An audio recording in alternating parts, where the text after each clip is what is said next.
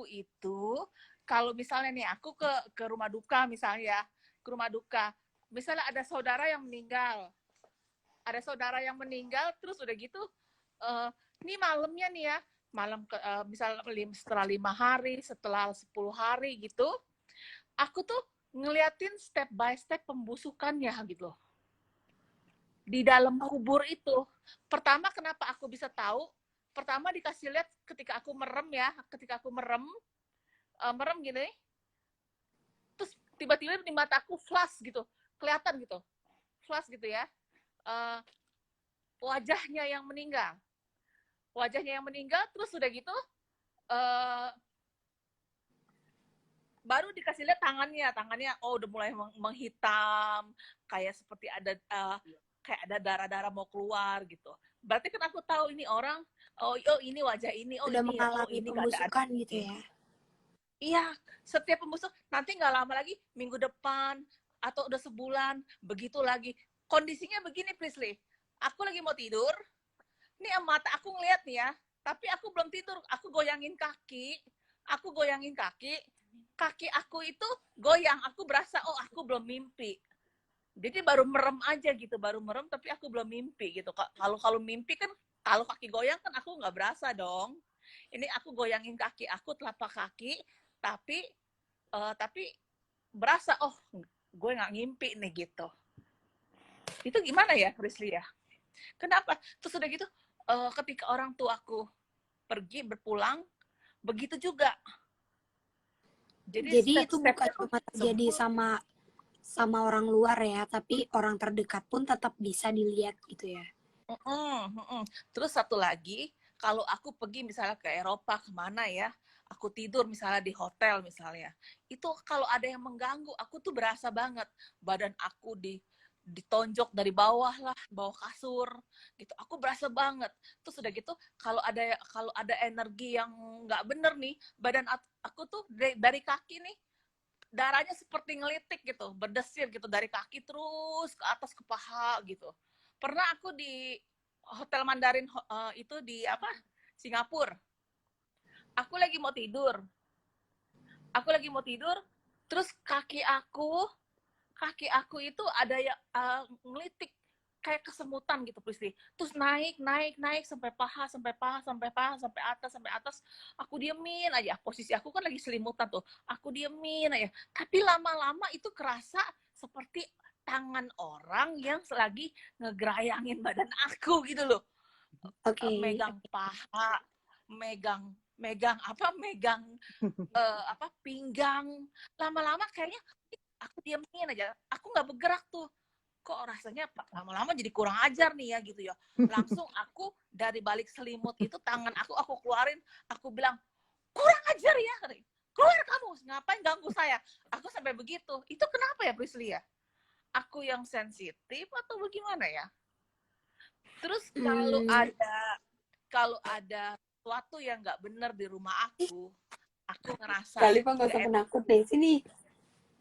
Hah? Ya.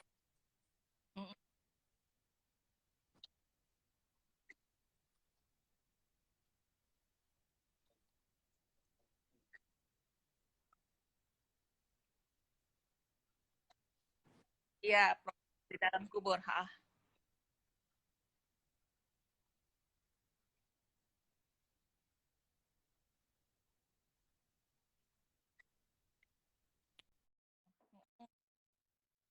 Dulu baru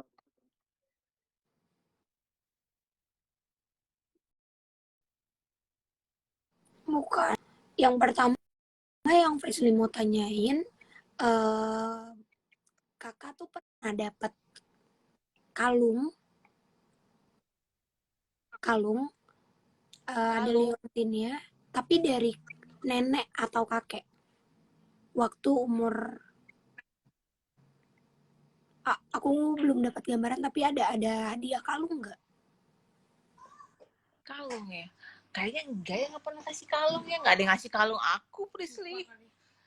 Nggak, maksudnya dari nenek atau kakek. Peninggalan dari orang tua atau apa gitu. Iya, pokoknya peninggalan. Karena yang aku lihat ini lebih ke yang ngejagainnya itu emang bertolakan sama beberapa tempat yang kakak datengin kayaknya. Terus kalau tadi ditanya kenapa bisa sampai ngelihat kejadian-kejadian seperti itu, karena kan sebenarnya kalau kita ngomongin tentang anak indigo atau kelebihan orang itu kan beda-beda ya Kak Jordi. Ada yang mungkin kayak Frisly yang bisa melihat, bisa komunikasi. Ada juga mungkin yang dia cuma bisa berkomunikasi melalui mimpi. Nah, ada juga yang dapat kayak film gitu, kayak nonton film tapi ngelihat jelas peristiwa-peristiwa. Jadi beda-beda. Kalau menurut aku memang kepekaannya ini tinggi, tapi ada sesuatu penyebabnya karena sosok yang ngejagainnya pun bilang kalau dia mempunyai rumah itu. Nah, kalau Rumah yang ditanya pernah sampai ada rumah yang yang pegang dimaksud juga. rumah gimana ya, Prisly? Oh, Kenapa? badan aku maksudnya. Oh, Misalnya Frisly pakai cincin, terus ada makhluk nih di belakang aku. Dia bisa ada di belakang aku karena dia ngerasa cincin ini tuh rumahnya dia, gitu. hmm. Jadi yang aku lihat ada sesuatu, ya, iya ada sesuatu.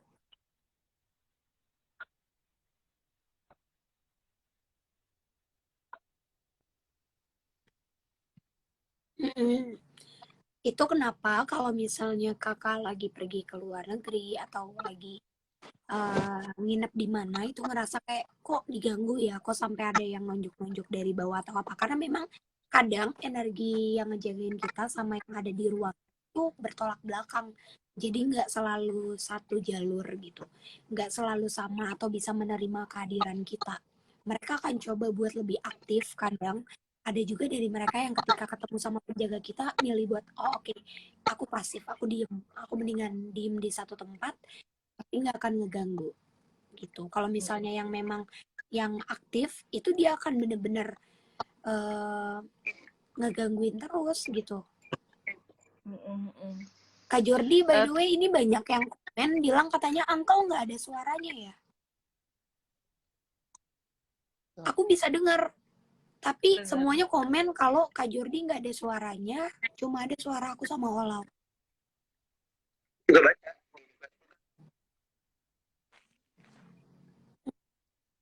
Ya dengar.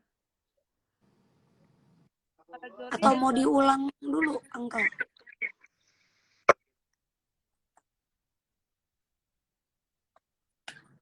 Makasih. Prisly, makasih. Sama-sama Kak, bye-bye.